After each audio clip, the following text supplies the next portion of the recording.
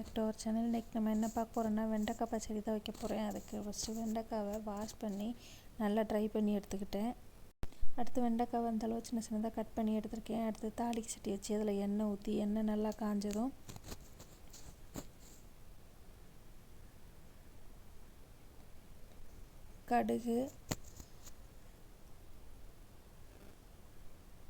கடுகு நல்லா பொரிஞ்சு வரும்.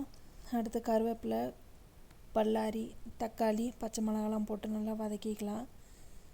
அதுக்கு முன்னாடி என் சேனல் உங்களுக்கு பிடிச்சிச்சுன்னா லைக் பண்ணுங்கள், ஷேர் பண்ணுங்கள், மறக்காமல் சப்ஸ்கிரைப் பண்ணுங்கள். நீங்கள் சப்ஸ்கிரைப் பண்ணிங்கன்னா தான் நான் அடுத்தடுத்து வீடியோ போடுறப்ப எனக்கு மோட்டிவேஷனாக இருக்கும். ஸோ ப்ளீஸ் சப்ஸ்கிரைப் பண்ணுங்கள். பச்சை மிளகாலாம் போட்டு நல்லா வதங்கணும். அதுக்கு வரைக்கும் நல்லா வதங்கட்டும்.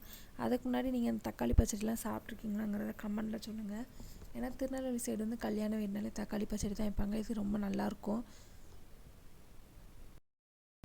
நான் சாப்பிட்டே ரொம்ப நாள் ஆச்சு. அதனால் சரி நான் வீட்டில் செஞ்சு சாப்பிட்லான்னு சொல்லிட்டு நான் வீட்டில் செஞ்சிட்ருக்கேன்.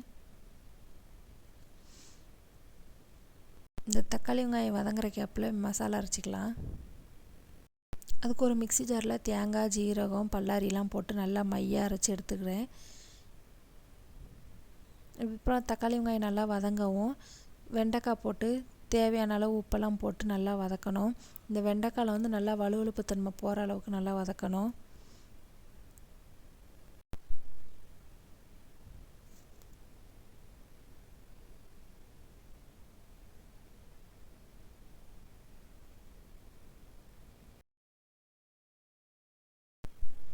இந்தளவு நல்லா பேஸ்ட்டாக அரைச்சிக்கலாம். இப்போ வெண்டைக்காயில் வந்து நல்லா வழுவழுப்பு தன்மை போயிட்டு இதுக்கு மெயினானதே புளி தான். புளி நல்லா கரைச்சி எடுத்து வச்சுருக்கேன். கொஞ்சம் தண்ணி விட்டு வேக வச்சுட்டு அடுத்து புளி ஊற்றிக்கிறேன்.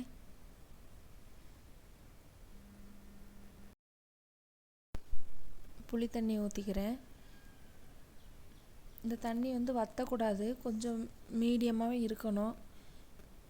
அப்படி வச்சால் நல்லாயிருக்கும். ரொம்ப வற்றிட்டாலும் நல்லா இருக்காது சாப்பிட்றதுக்கு. இதில் அப்புறம் மஞ்சள் தூள், மிளகாத்தூள் போட்டு நல்லா மிக்ஸ் பண்ணி விட்டுக்கிறேன்.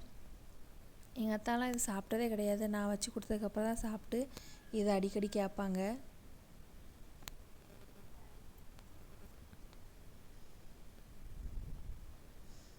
இந்த அளவு இருக்கவும் தேங்காய் அரைச்சி வச்சுருக்க பேஸ்ட்டை போட்டுக்கலாம். போட்டு நல்லா மிக்ஸ் பண்ணி விட்டுக்கிறேன்.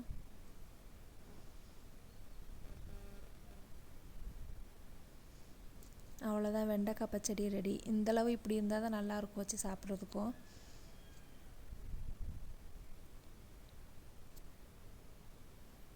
பிடிச்சிருந்துச்சுன்னா லைக் பண்ணுங்கள், ஷேர் பண்ணுங்கள், மறக்காமல் சப்ஸ்கிரைப் பண்ணுங்கள். ஓகே, பாய்.